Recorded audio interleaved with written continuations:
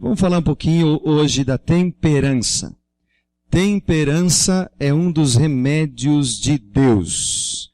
A intemperança, que é o contrário da temperança, e a frivolidade pervertem os nobres atributos da natureza. A temperança em todas as coisas tem que ver com a nossa restauração no Éden, mais do que os homens imaginam. Ou seja, ser equilibrado. Algumas pessoas chamam temperança também de equilíbrio, né? Não exagerar. Temperança tem a ver com evitar tudo aquilo que faz mal e comer ou usar ou fazer com moderação tudo aquilo que faz bem, ok? Então veja só, o que nós precisamos? Precisamos de carboidratos, são responsáveis pela nossa energia. Aí você tem aí nas frutas, nos cereais integrais, nos legumes, nas verduras. Precisamos de proteínas, que dá estrutura para o corpo. Aí você tem no leite, nos ovos, leguminosas, feijões, soja, grão de bico, etc. Precisamos de lipídios, são fontes concentradas de energia. Aí pode dar preferência por gorduras boas, como castanhas e azeite. Muito bem, o que mais precisamos? Precisamos de vitaminas e minerais. São necessárias em pequenas quantidades, mas essenciais para o funcionamento do corpo. Então você encontra elas nas frutas, nas verduras verde escuro e também no leite. Antioxidantes e fitonutrientes, necessitamos disso também, protegem o corpo contra o envelhecimento das células. E você encontra também nas frutas, nas verduras, nas castanhas e nos cereais integrais. Muito bem. Os livros sobre saúde e também Ellen White escreveram sobre temperança. Vejam esses dois textos. Está no livro Conselhos sobre Regime Alimentar, que diz o seguinte: comer em demasia, mesmo que se trate de alimentos simples, aqueles que nós precisamos, insensibiliza os nervos sensitivos do cérebro, ou seja, nossa mente, enfraquecendo a vitalidade. Você deve ter experimentado isso, porque eu também. Quando a gente come demais, a gente fica com uma sensação ruim, né? Aquela sensação ruim, muita sonolência, às vezes aquela azia, né? Então, o comer em excesso exerce sobre o organismo um efeito pior do que trabalhar em excesso, que também não é bom. As energias da alma são efetivamente prostradas pelo comer intemperante, mais do que pelo trabalho intemperante. Outro texto sobre temperança. É pecado ser intemperante na quantidade de alimento ingerido, mesmo que seja de qualidade inobjetável, seja de qualidade boa. Muitos acham que se não comerem carne e os mais extravagantes artigos de alimentação estão livres para comer dos alimentos simples até que não aguentem mais. Isso é um erro. Muitos professos reformadores da saúde não são nada menos que glutões. Interessante esse texto aqui.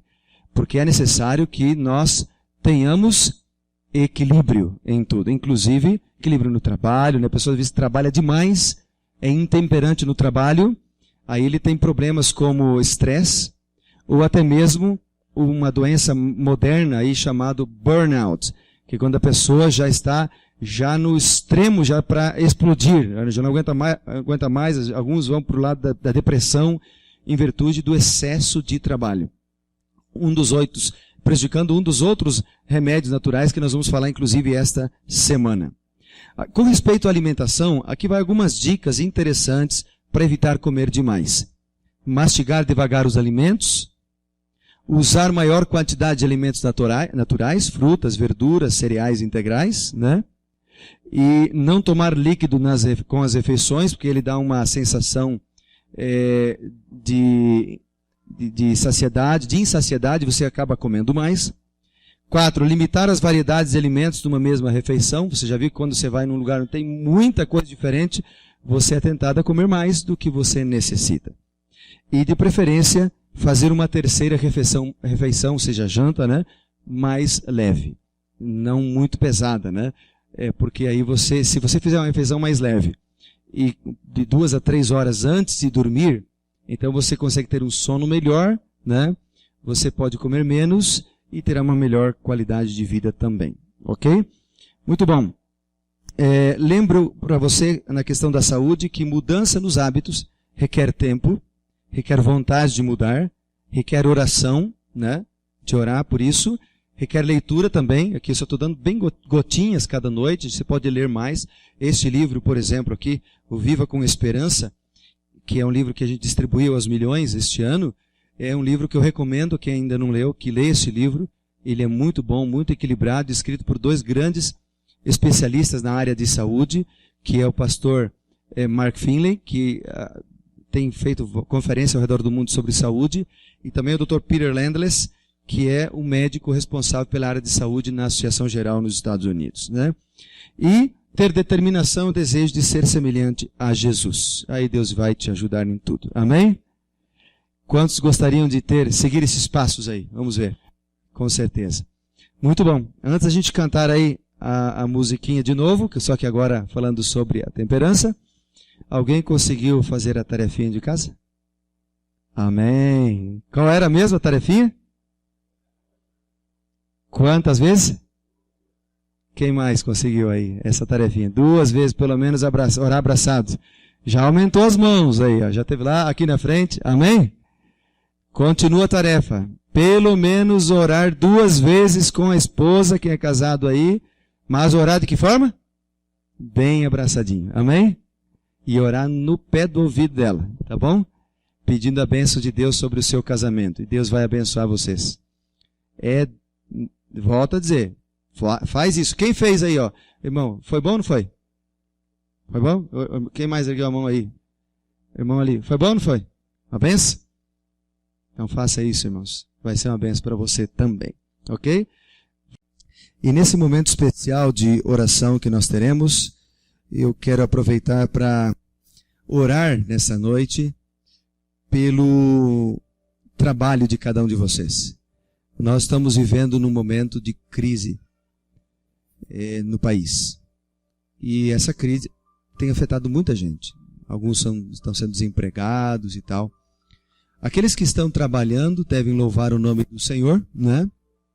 E aqueles que não estão, pedir que o Senhor Jesus lhe abençoe, para que você possa conseguir um trabalho que honre a Deus. Então nós vamos orar por isso hoje. Alguns já estão aposentados, não tem problema, mas tem gente que trabalha na família. Nós vamos orar por isso. Alguns jovens estão talvez estudando, alguns sonhando com uma profissão, né? O que será que eu vou fazer no futuro? Estão talvez chegando no final aí do ensino médio e pensando em fazer uma faculdade. Então eu gostaria de orar por isso hoje à noite. Pode ser? Eu gostaria de que viesse aqui à frente alguém, um jovem que está aí estudando ensino médio, e gostaria que Deus lhe desse sabedoria para você discernir qual é a faculdade que você deve fazer. Tem alguém assim aqui? Gostaria que Deus te desse sabedoria para você saber qual faculdade fazer em breve? Tem ali? Vem aqui então, por gentileza. Eu gostaria de orar por você. Eu gostaria de orar também por alguém que porventura esteja desempregado, representando todos. Tem alguém aqui que está numa situação, gostaria que... Venha cá, meu irmão. Vem aqui, vamos orar pelo Senhor também. Por gentileza, aqui à frente. E vamos orar também nessa noite por alguém que já está trabalhando há bastante tempo, muitos anos no serviço aí. E aí eu acho que tem vários. Quem que gostaria de... Ali? Vem aqui então, meu irmão. Vamos orar então, representando todos, né? Todos aí. Com certeza. Aqui nós temos, eu acho que já uma representatividade de todos, né? Eu lembrei agora, Ricardo, da sua situação. Vou pedir para que o Ricardo venha aqui também. O Ricardo é meu amigo, a gente estuda a Bíblia juntos.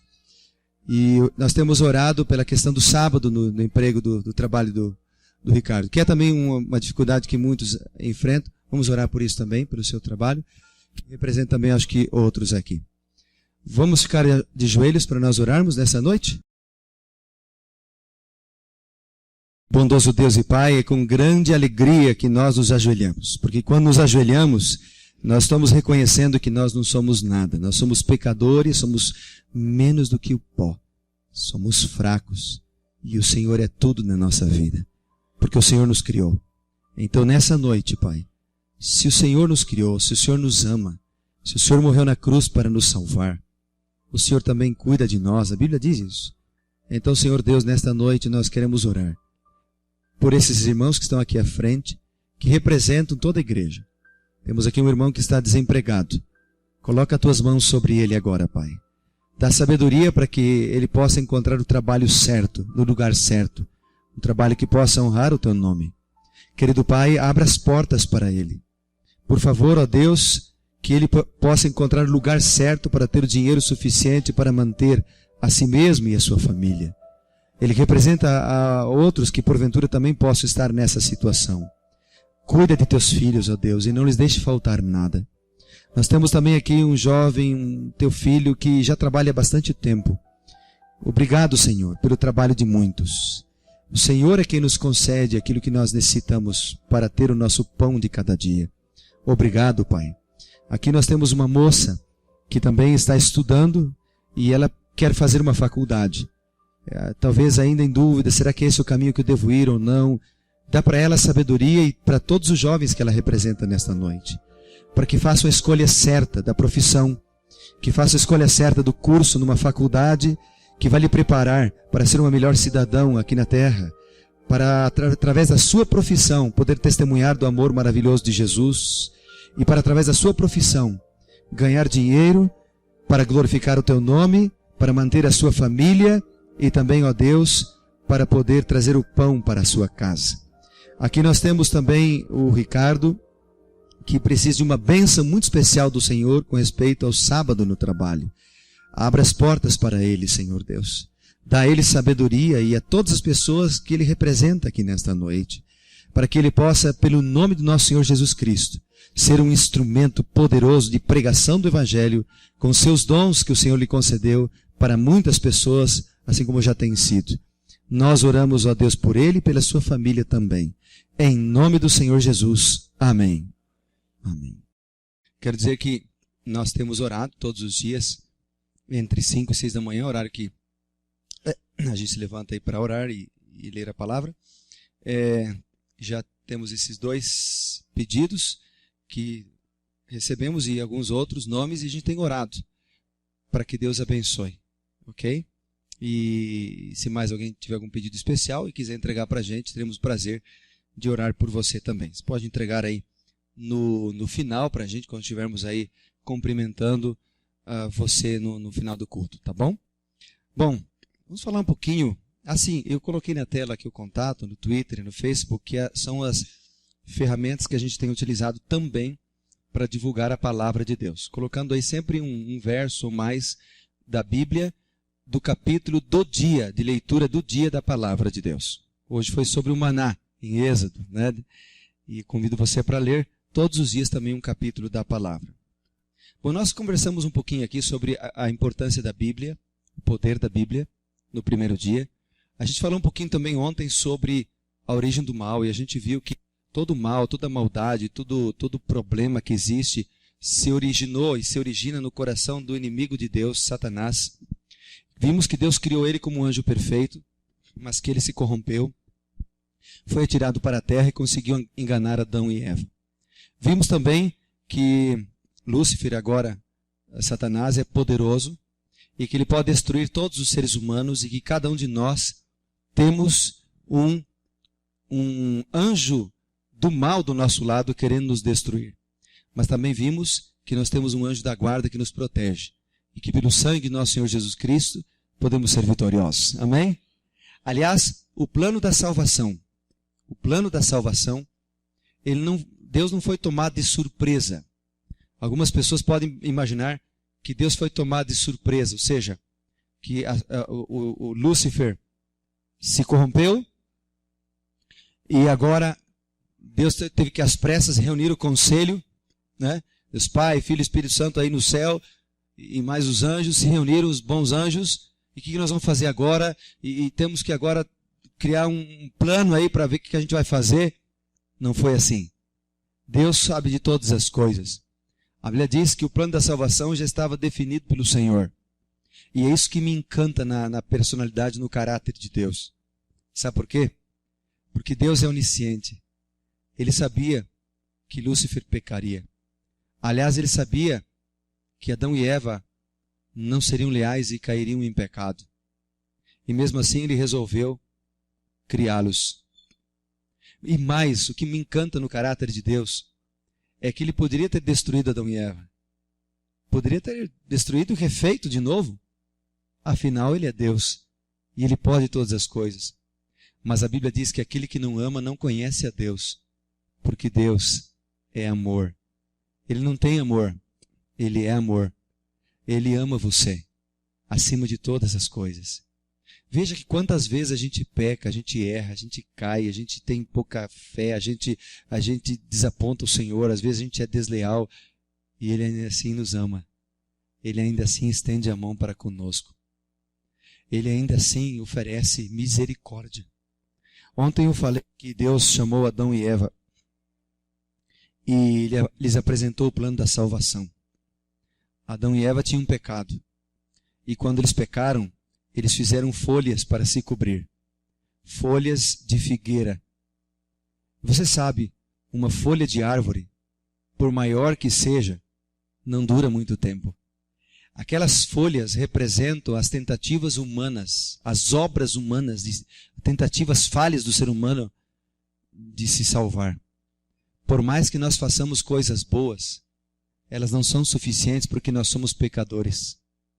É por isso que a salvação não vem pela obediência. A salvação é um presente de Deus. É pela graça de Cristo Jesus. Amém? Obediência é importante, mas ela é só um reflexo, é uma consequência, não a causa. Queridos amigos, quando Deus chamou Adão e Eva, eles deu um cordeiro. Deus disse a eles, esse cordeiro, Adão e Eva, ele vai morrer no seu lugar. Então quando a gente abre a Bíblia em Gênesis, no capítulo 3, nós encontramos aqui o plano da salvação descrito em um verso da Bíblia. Gênesis, capítulo 3, versículo 15. A Bíblia diz, Gênesis 3, versículo 15. Diz a palavra, Deus está falando então para Adão e Eva. Porém, inimizade entre ti e entre a tua descendência, e entre o seu descendente. O descendente da mulher, te ferirá a cabeça, e tu lhe ferirás o calcanhar. Deus falando aqui então para a serpente. Ou seja, o descendente da mulher, Jesus Cristo, o Messias que viria, seria ferido no calcanhar. Ou seja, seria tocado pela serpente que representa o inimigo. Mas ele ressuscitaria, ele ressurgiria, e com a sua ressurreição, ele pisaria a serpente na cabeça. Então, a ressurreição, a vitória do descendente do Messias, seria a derrota da serpente. Você sabe que o primeiro cordeiro a ser morto no sistema de ritual de sacrifícios foi com Adão e Eva, e através daquele cordeiro, então Deus faz agora uma roupa de pele para Adão e Eva. Uma roupa de couro. E o que dura mais? Uma roupa de folha de figueira ou uma roupa de couro? Obviamente que uma roupa de couro.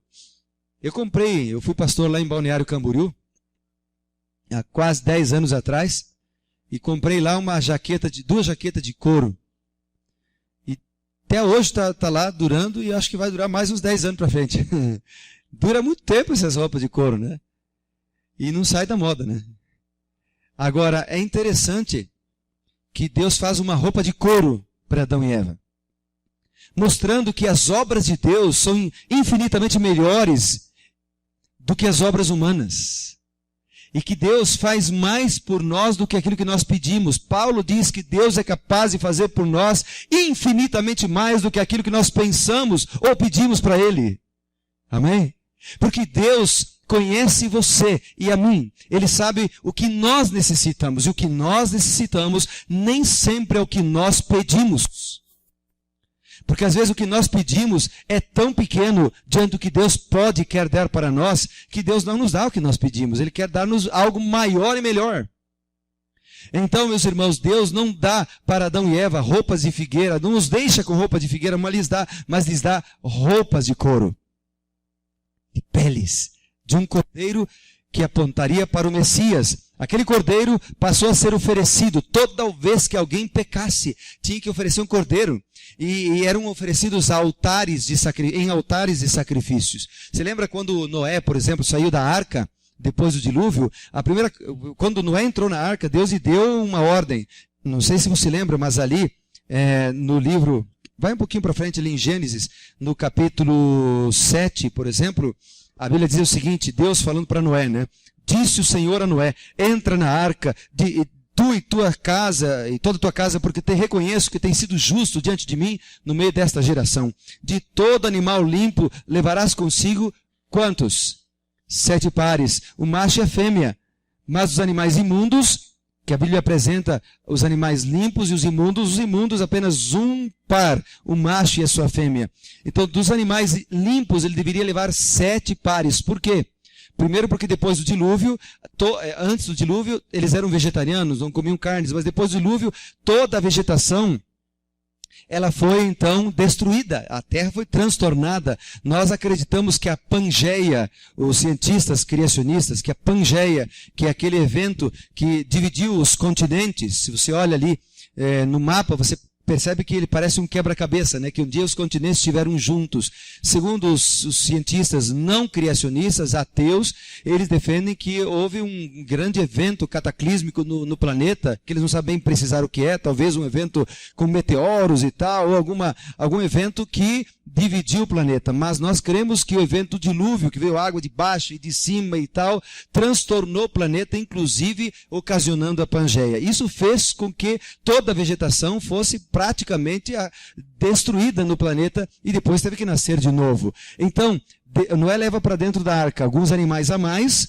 para que eles pudessem servir de alimentação, mas como os animais, no início, não tinham sido criados para ser alimento, até porque não havia morte, né, no Jardim do Éden antes do pecado. Então, nem todos os animais serviam para alimentação. Então, Deus agora faz uma seleção, lá em Levítico capítulo 11 nós temos esta seleção, e diz, ó, esse pode, esse não pode comer. Então, Noé leva para dentro da arca dos animais limpos 7 pares, alguns para ser alimento e outros para oferecer como sacrifício. Dos imundos ele leva apenas um par, porque é para não ser tentado nem a comer nem a oferecer sacrifício. Porque se ele fizesse isso, era a extinção da raça, né? Então Deus, dos límpios, pede para levar 7. Quando Noé sai da arca, capítulo 8 de Gênesis, o versículo 20, diz a Bíblia o seguinte, ó. Levantou Noé um altar ao Senhor e tomou de animais aqui mesmo. Que tipo de animais? Que tipo? Animais limpos. Gênesis 8, 20. Animais limpos e de aves limpas. E ofereceu um holocausto sobre o altar. Então o povo, durante toda a era patriarcal, oferecia animais, principalmente cordeiros, em altares de holocaustos. Você lembra, por exemplo, a história mais conhecida é de Abraão, né? Quando Abraão, que tinha o seu filho da promessa, né? A Sara, depois já idosa, teve um filho, um milagre de Deus. E aí Deus diz para Abraão, ó, pega o teu filho, o teu único filho, vai para o Monte Moriá e mata o teu filho. E Abraão, então, agora pega o filho, vai para o monte, e quando estão subindo o monte, o filho, Isaac, lhe faz uma pergunta. Ele diz, pai, olha, aqui nós temos o fogo, aqui nós temos a faca, mas aonde está o que mesmo? Onde está o cordeiro? Porque era prática comum dele sair para oferecer sacrifício. O menino já conhecia, foi criado assim. E então o pai diz assim, olha meu filho, Deus proverá o que mesmo? O cordeiro. Abraão subiu ao monte, preparou o altar, colocou a lenha, e então ele explica para o filho, filho, você vai ser o sacrifício. Aquele menino que era fiel a Deus, podia ter, se ele quisesse, podia ter empurrado seu pai, né? E saído correndo ali. O pai não alcançaria aquele menino jovem, robusto e forte. Mas ele se entrega voluntariamente para a morte. E quando ele se entrega, Deus opera um milagre. O milagre porque ali haviam 2 homens de fé. A gente fala de Abraão, mas Isaac foi um homem de fé também. Porque ele se entregou voluntariamente para fazer a vontade de Deus, mesmo que não entendesse muito bem o que iria acontecer. Abraão acreditava que Deus tinha poder para ressuscitar o seu filho depois. E então, quando Abraão ergue a faca, Deus lhe diz, não mate o seu filho. Ali está o cordeiro. Aquele cordeiro apontava para o futuro, o Messias, que viria depois para morrer no lugar da humanidade. Quando Jó, vejam a história de Jó.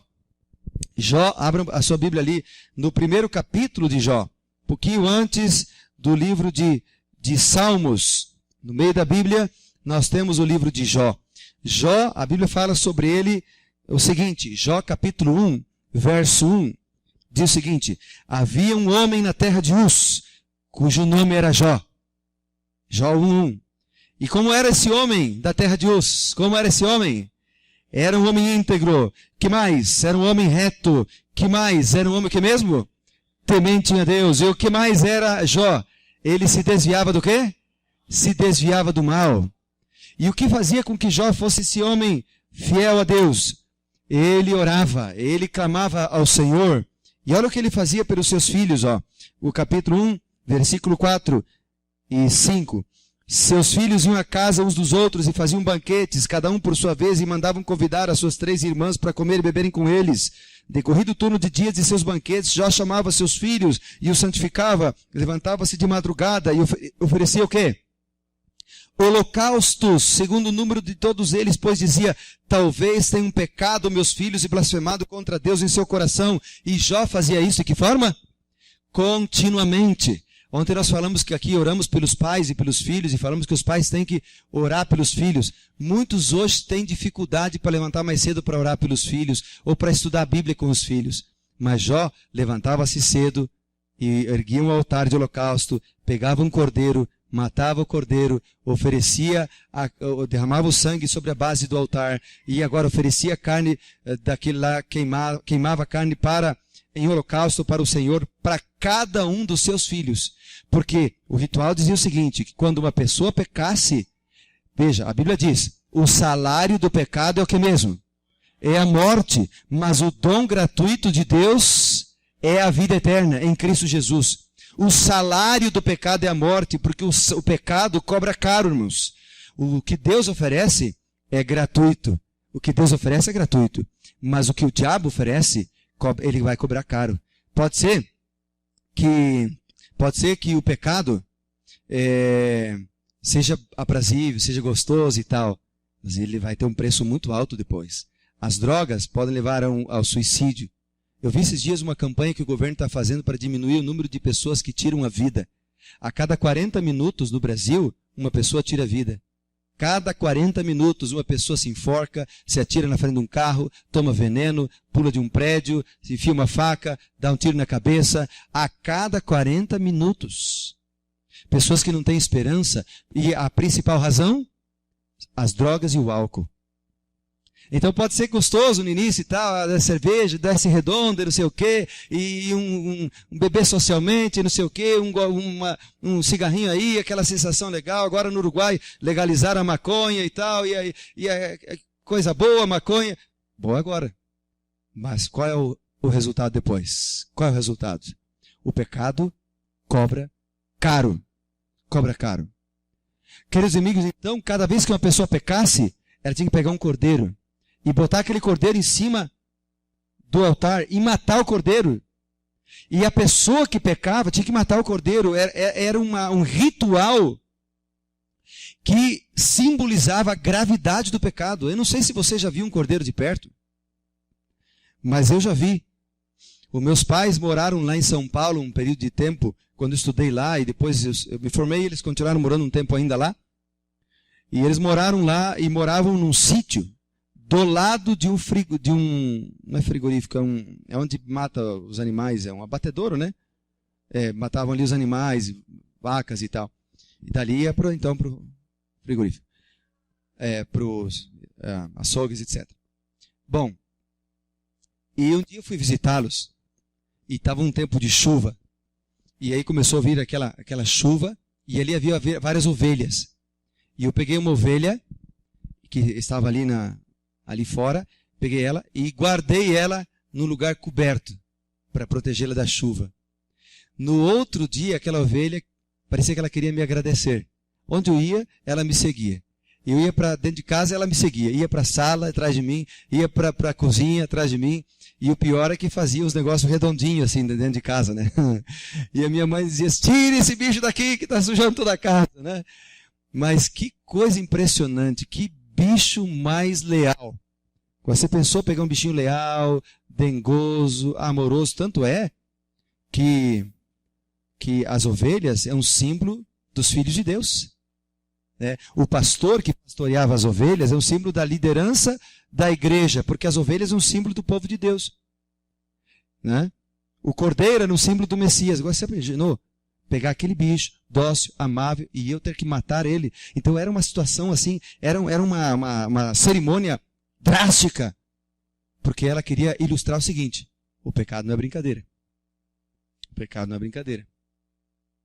O pecado cobra caro. Mas ela queria ilustrar mais.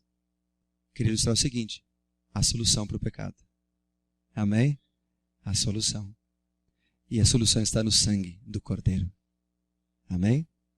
Quando Moisés veio, Deus lhe deu uma ordem. Deus disse assim para Moisés: e me farão um santuário para que eu habite no meio deles. Como Moisés não era nenhum engenheiro, talvez até teria estudado no Egito algumas ciências relacionadas à construção, mas Deus lhe deu uma maquete. Estão ali os textos, não vou ler em virtude do tempo. Deus lhe dá esses textos para que ele, aliás, nesses textos mostra Deus falando, dando para ele, enfim, as instruções para a construção do santuário. E depois em Êxodo há mais outros textos em que Deus dá detalhes de cada coisa que ele deveria construir no deserto, no santuário. E o santuário ele tinha então, era mais ou menos esse formato, aqui então um desenho, e ele tinha então essas partes, Essa parte de fora aqui era o pátio, e aqui você tinha a tenda, onde você tinha as duas partes do santuário, chamado lugar santo e lugar santíssimo, ok? Então vamos dar uma olhada o que tinha ali nesse templo, nesse tabernáculo, que depois passou a se transformar no templo ou santuário, que foi construído e ordenado por Deus. Então na parte de dentro, vamos pegar a parte de fora aqui. Na parte de fora, quando ele entrava na primeira porta, então o santuário ele tinha 3 portas, a primeira dava acesso ao pátio. E ali você tinha o altar de sacrifício e logo depois uma pia. No altar de sacrifício, irmãos, ele é o que substituiu os altares da era patriarcal. Então agora era dentro do santuário que deveria haver então todo o ritual de sacrifício que antes do santuário se fazia nos altares. Dentro ali do templo, da tenda, onde estavam os 2 compartimentos, então nós tínhamos o lugar santo e também o lugar santíssimo. No lugar santo, você tinha ali 3 móveis. À direita, uma mesa com 12 pães, sem fermento, que tem várias aplicações. Tudo ali era como se fosse um audiovisual, que apontavam para o futuro. Então os 12 pães, as 12 tribos de Israel, depois os 12 apóstolos, as 12 portas da Nova Jerusalém, E você tem ali à esquerda o candelabro, o castiçal, com 7 lâmpadas que nunca se apagavam. O 7 é o número da perfeição na Bíblia. E você tem também a luz, que representa a Bíblia, a palavra, nós vimos no domingo, representa também a ação do Espírito Santo. E o altar de incenso à frente, que ele representava então as orações dos santos. Aí você tinha o lugar santíssimo, onde você tinha então a Arca da Aliança, os 2 anjos em cima, que ontem nós chamamos-se de anjo, que mesmo? Lembram-se? Anjo cobridor, no meio Shekinah, a presença visível de Deus, e dentro da arca, as tábuas dos 10 mandamentos, a vara de Arão, que floresceu, e o maná. Ok? Agora vamos dar uma olhada de cima. Olhando de cima, um mapa assim do santuário, ele tinha mais ou menos esse formato. Logo na entrada, então, o altar de holocausto, a pia, ok? No pátio, quem entrava ali no pátio? Todos que quisessem entrar. Cada dia, pela manhã e à tarde, o sacerdote fazia um sacrifício, um ritual, Assim como eles faziam nos altares no passado. Aqui ele fazia cada dia, de manhã e à tarde, representando o quê? A intercessão. Porque veja, cada vez que alguém pecasse, tinha que oferecer um cordeiro, mas às vezes tem aqueles pecados involuntários, a gente peca e nem percebe. Então, por esses, era feito um sistema de sacrifícios diário no santuário. E quando alguém pecasse, tinha que pegar, ir lá no santuário, e ele fazia o seguinte: ele devia então levar um cordeiro, colocar aquele cordeiro ali, ele deveria matar o cordeiro, e o sangue era derramado nas pontas do altar, na base do altar que estava ali. É interessante, irmãos, que o santuário, ele tinha o altar de sacrifício, ele não ficava dentro do lugar santo, e ficava fora, no pátio, porque tinha um objetivo. Onde morria o cordeiro? Morria fora do lugar santo. Morria ali no pátio. Tudo o que acontecia ali apontava para Jesus Cristo, o Cordeiro de Deus que tira o pecado do mundo. Quando ele morreu, o sangue de Cristo foi derramado também nas bases, nas pontas da cruz do Calvário. Ele também morreu fora de Jerusalém, lá no Monte Calvário. Bom, meus amigos, o que mais então vemos desse mapa aqui? Uma coisa interessante, vamos dar uma olhada aí. Ó. Então, como eu disse, o tabernáculo, o santuário, tinha 3 portas. A porta do pátio, a porta do lugar santo, que era a segunda porta, e a porta do Santíssimo, que a Bíblia fala de véu, né? Tem 3 véus ali. Mas não é um véu como nós temos hoje, que você olha assim e consegue enxergar do outro lado, né? Era uma cortina espessa, que separava então os 3 ambientes. Até porque, se no pátio entravam os pecadores, todos que quisessem, a hora que ele quisesse, no lugar santo só poderia entrar o sacerdote. E ele o fazia todos os dias. Agora, no lugar santíssimo, só entrava quem mesmo? O sumo sacerdote. E ele entrava uma vez só por ano. E lá só ele podia entrar lá e realizar o serviço ali. Então, não era um negocinho que eu podia ver o que estava acontecendo ali. No lugar santíssimo, o sumo sacerdote entrava uma vez por ano, no 10º dia do 7º mês. E nesse dia era chamado o que mesmo? O dia do juízo, ou o dia da expiação, ou Yom Kippur. Ok? Depois, então, essa primeira porta, a porta do pátio, ela era chamada de o caminho. Na tradição judaica e no Talmud nós encontramos isto descrito. A segunda porta era chamada de a verdade, onde estava o segundo véu. E no terceiro véu, ou na terceira porta, ela era chamada de que mesmo? De vida. Veja, meus irmãos, que tudo aí apontava para Cristo. Quando a gente vai para o Evangelho de João, no capítulo 1, Evangelho de João, no capítulo 1, a gente lê o seguinte, ó. João, capítulo 1, verso 14. A Bíblia diz o seguinte, Evangelho de João, capítulo 1, versículo 14. Diz a palavra de Deus: o Verbo se fez carne. E o que mesmo diz, que mais diz ali?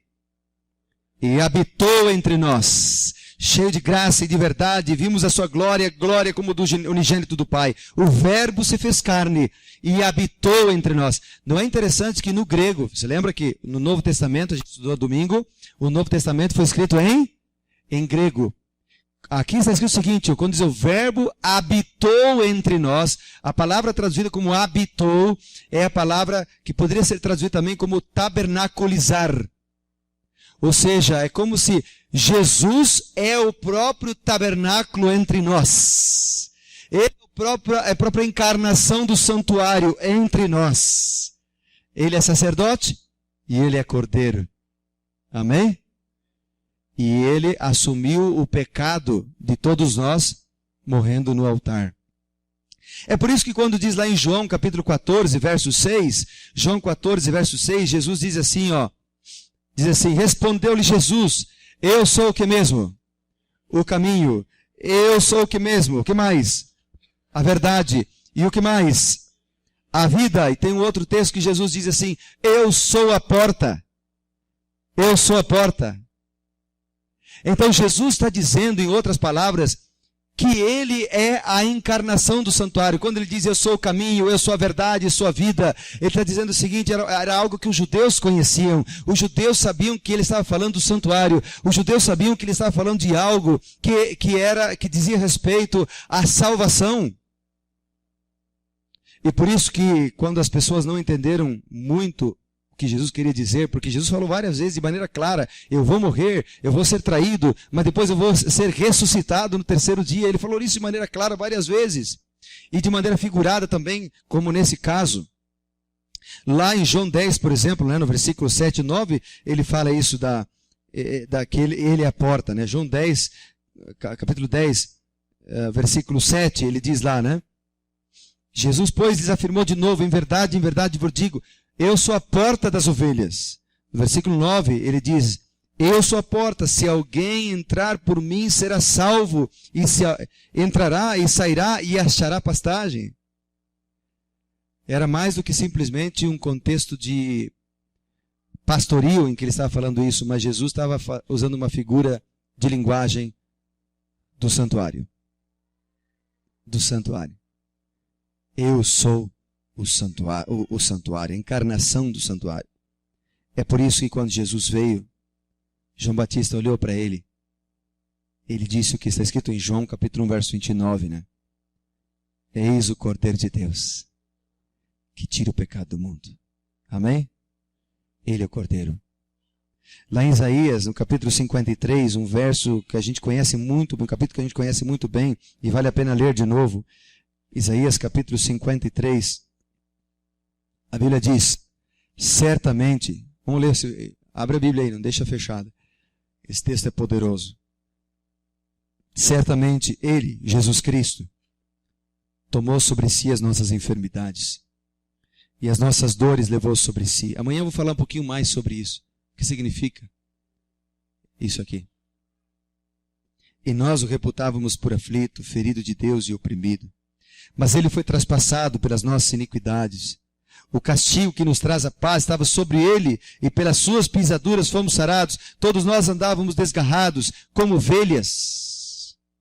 Cada um se desviava pelo caminho, mas o Senhor fez cair sobre Ele a iniquidade de todos nós. Ele foi oprimido, Ele foi humilhado, mas não abria sua boca. Como um cordeiro foi levado para o matadouro, como uma ovelha muda perante os seus tosqueadores. Ele não abriu a sua boca. Amanhã a gente vai aprender a ler esse capítulo de maneira diferente.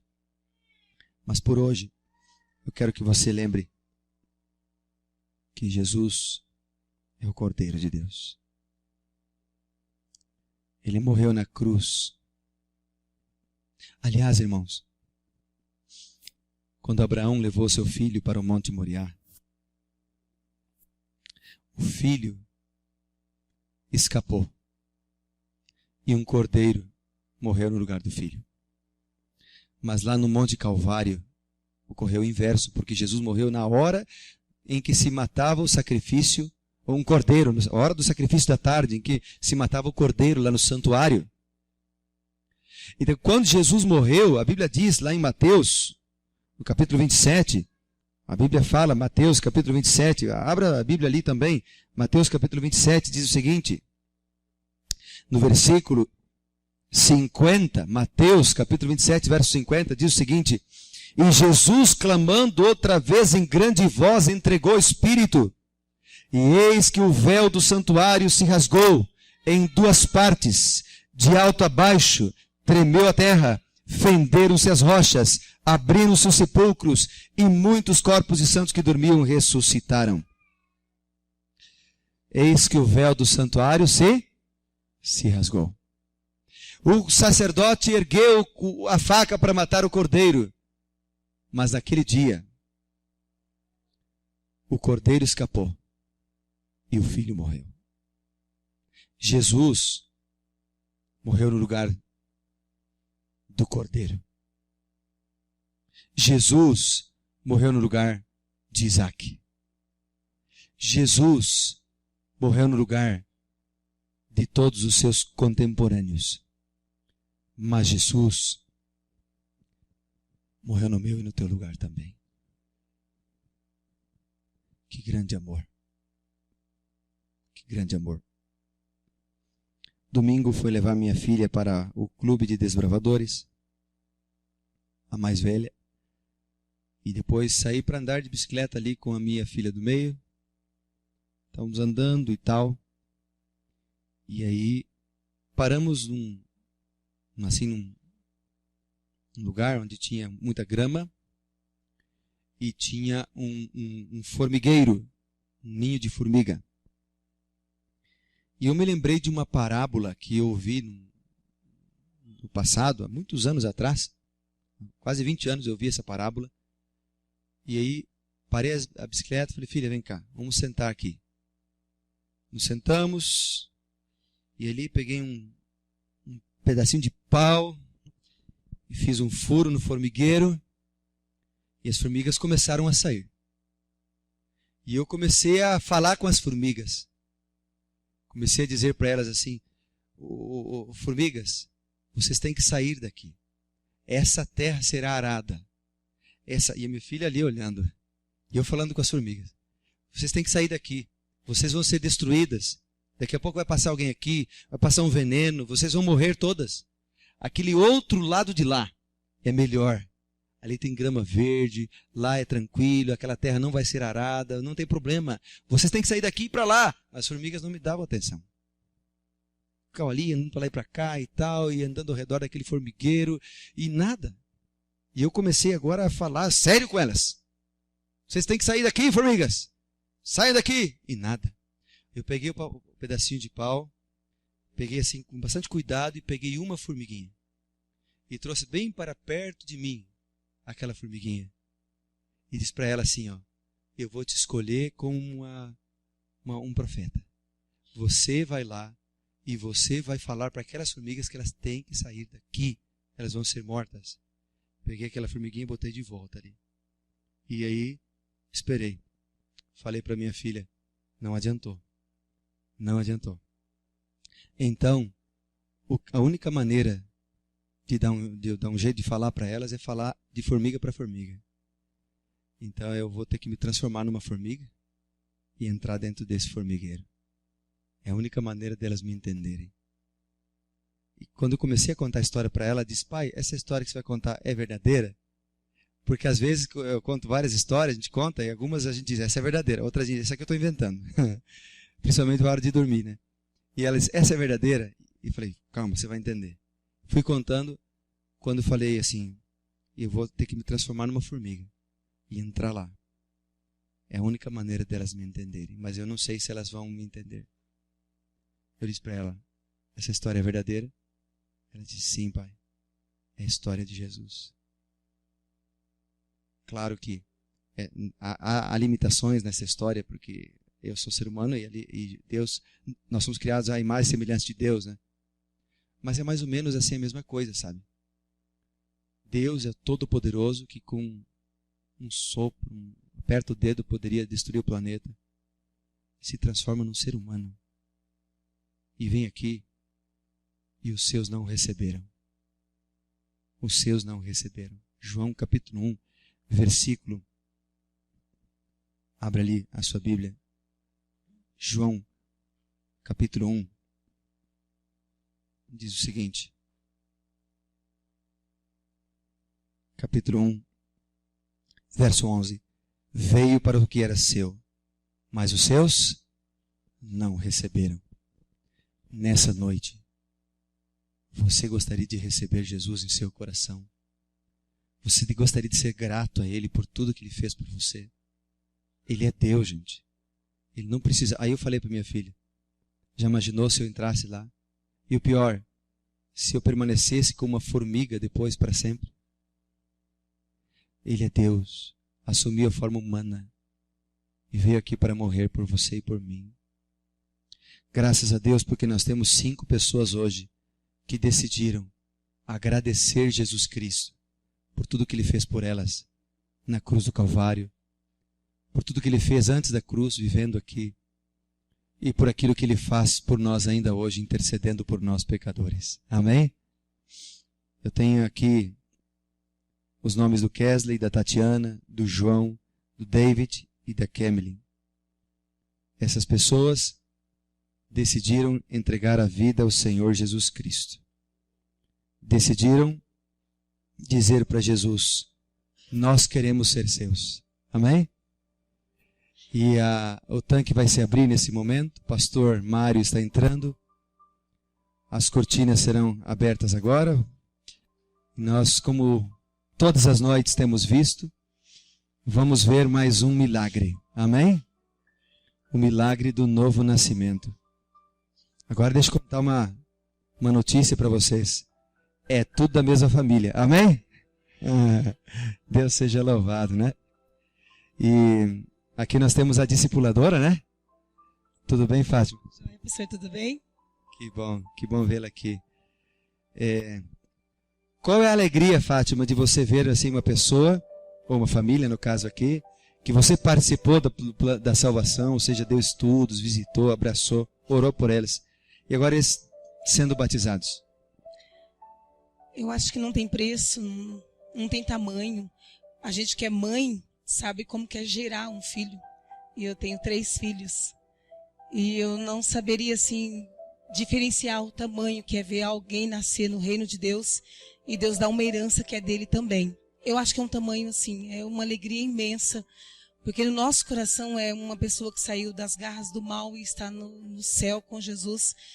E o que eles não têm aqui, eles vão ter na eternidade. É uma esperança enorme. Então, ver a alegria da Tati, das crianças, não tem preço, pastor. É como se a gente estivesse dando a nossa vida por eles também, para que eles continuassem assim até Jesus voltar nessa alegria que eles estão. Amém? Por isso, quando a gente fala em cada um salvando um, significa você se envolver na salvação de outra pessoa. Mesmo que você não saiba dar estudo bíblico, talvez, acho que não tenha o dom de ensino, mas todos nós podemos de alguma forma testemunhar, porque todos nós temos o dom. Um dom que o Espírito Santo de Deus nos concede. Para falar de Jesus, ou para testemunhar do amor de Jesus. Para falar daquilo que Ele fez por nós, né? Abraçar uma pessoa, orar por alguém, visitar alguém que está triste, convidar para vir à igreja, levar um pão para alguém que está com fome. Todos nós podemos fazer algo, né? Pelas pessoas. Muito bem, pastor. Pode falar também. Eu quero pedir um favor a alguém que consiga bater foto no celular, no iPhone aqui, para bater para eles aqui, por favor. Isso, vamos. Quem que pode aqui? Não, deixa eu desligar que a senha trava. Isso, vem cá, tira a foto aí. Legal.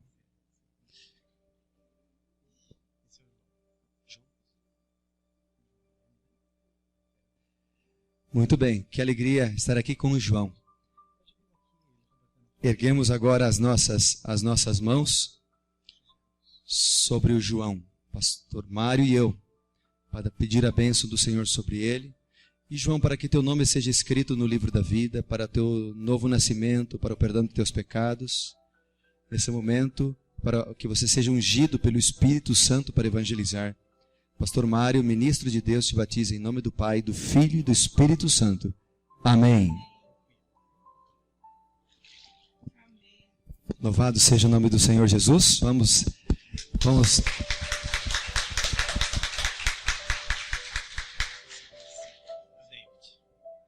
Aqui também está o seu irmão, o David. Parabéns, David, pela sua decisão, viu? Erguemos as nossas mãos sobre o David nesse momento para pedir a bênção do Senhor, para que seu nome seja escrito no livro da vida, para o perdão dos seus pecados, para que você possa nascer de novo, David, e ser ungido pelo Espírito Santo de Deus, para evangelizar o pastor Mário, ministro separado para o Evangelho. Te batizo em nome do Pai, do Filho e do Espírito Santo. Amém. Amém. Louvado seja o nome do Senhor Jesus Cristo.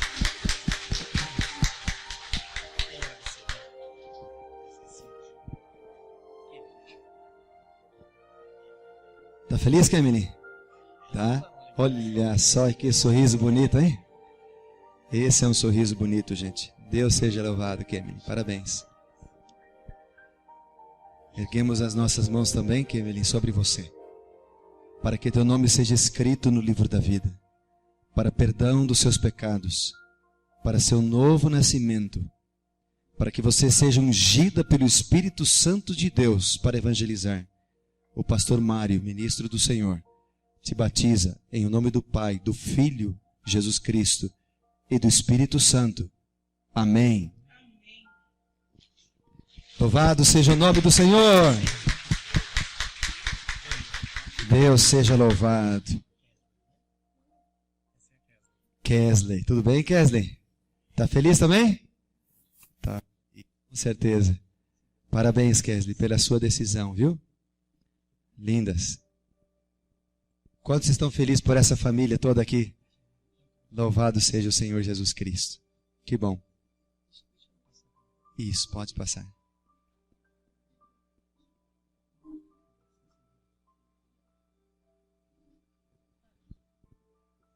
Deus seja louvado pela decisão da Kesley, viu?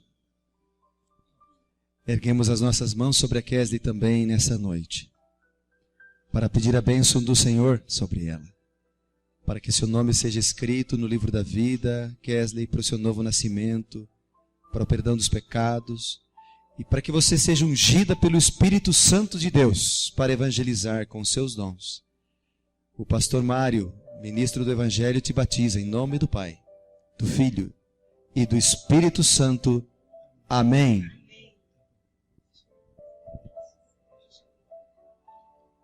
Amém. Parabéns, Kesley. Parabéns. Deus seja louvado. Que bom. E antes da gente encerrar e fazer o batismo da Tatiane, eu quero fazer um convite nesta noite. Cada noite a gente tem aqui um momento especial de oração e tal. Ontem os pais vieram trazendo os filhos. E eu quero convidar você que ainda não está batizado na igreja adventista, ou você que é de outra igreja e veio visitar hoje, mas não é membro aqui. Talvez você esteja estudando a Bíblia, né, como meus amigos aqui. Eu quero orar por vocês hoje, de maneira muito especial. A família do Tiago, né, que está aqui também. E outros que não sejam membros aqui da igreja adventista. Talvez você veio hoje pela primeira vez. Talvez esteja estudando a Bíblia. Ou talvez já foi membro da igreja. E eu quero fazer, logo depois do batismo da Tatiane, uma oração especial por você nesta noite. Então eu gostaria que você viesse à frente. E os irmãos, talvez alguns amigos que estão aqui, que podem vir juntos também. Hoje você está aos pés do Salvador, Tatiane. Aliás, você já estava. Hoje está só selando isso. Está apenas fazendo um compromisso com Cristo. Amém? Não para ser um membro da igreja, mas para ser membro do reino dos céus. Amém? Por isso nós erguemos as nossas mãos sobre você, eu e o pastor Mário, para que seu nome seja escrito no livro da vida, para que você tenha os seus pecados perdoados e possa nascer de novo. E para que você seja ungida pelo Espírito Santo de Deus para evangelizar. Nós, pastor Mário, ministro do Evangelho, a batiza em nome do Pai, do Filho e do Espírito Santo. Amém. Amém. Amém. Louvado seja o nome do Senhor Jesus. Parabéns. Enquanto ela vai, eles vão se preparando e saindo aqui do tanque, eu quero agora daí orar por vocês. De maneira muito especial. Essa oração que eu vou fazer por vocês, ela tem duplo objetivo. O primeiro objetivo, para que vocês possam compreender cada vez mais a Bíblia Sagrada. Pode ser? Quantos querem? Amém. Deus seja louvado. E o segundo objetivo é para alguém que já tomou a sua decisão de ser batizado e quer selar a vida sua com Jesus Cristo. Como eu disse no primeiro dia, não é simplesmente para pertencer à igreja, né? Mas é para pertencer ao reino dos céus. Amém? Quem é que gostaria? Bom, eu tenho aqui a Leia, que vai ser batizada também essa semana. Mais alguém gostaria de dizer, pastor, eu não sei quem, mas se alguém disser, pastor, ore por mim por isso. Eu vou batizar essa semana, ou quero me batizar, mas não sei quando, ou talvez o mês que vem, ou o ano que vem, ou não sei quando, mas pastor, ore por mim. Tá ali, ok. Vocês ali, ok. Aqui também. Amém? Então nós vamos orar por isso. Deus vai atender essa oração. Estou pensando aqui que talvez aqueles que pudessem, vamos ajoelhar para essa oração, que ela é muito... Então, Senhor, agora ouve a nossa prece. Eu quero orar pelos teus filhos que estão aqui à frente, nossos irmãos. Eu não conheço bem cada um deles. Alguns sim, outros não. A maioria não. Mas o Senhor os conhece. Talvez alguns de nós, nem nós nos conhecemos bem. Mas o Senhor nos conhece. sabe quem nós somos, conhece as nossas fraquezas, nossas limitações. E por isso, Pai, nós nos prostramos diante de Ti agora. Eu quero pedir uma bênção toda especial sobre todos, para que a Bíblia possa ser lida, estudada e entendida. E eu também quero orar por aqueles que ergueram as mãos, dizendo: nós queremos ser batizados. Ou essa semana, ou mês que vem, algum tempo, nós queremos ser batizados. Nos ajuda, Senhor. Fortalece a nossa decisão. Fortalece a nossa vida. Fortalece a nossa família. Dá-nos, ó Deus, poder para decidir e decidir de maneira correta. Querido Pai, nessa noite, eu quero orar de maneira muito especial por todos que estão aqui, pelas suas famílias. E se alguém talvez teve dúvida de erguer a mão e tal, mas lá no fundo do seu coração também quer ser de Jesus, cuida de teu filho. Não permita que o inimigo tenha poder sobre ninguém, mas protege-os com os seus anjos protetores. Coloca ao seu redor, ó Deus, uma proteção de anjos ao seu redor, para guardar os passos, o caminho, as mãos de cada um deles, para que não tropecem nem para a esquerda, nem para a direita, mas que avancem para frente e para cima, segurando nas mãos do Senhor Jesus Cristo. Batiza-os com teu Santo Espírito. Dirija-os com teu Santo Espírito. E a todos nós desta igreja que aqui estamos nesta noite, guia-nos também, em o nome do Senhor Jesus. Amém, Senhor. Amém. Deus abençoe a todos.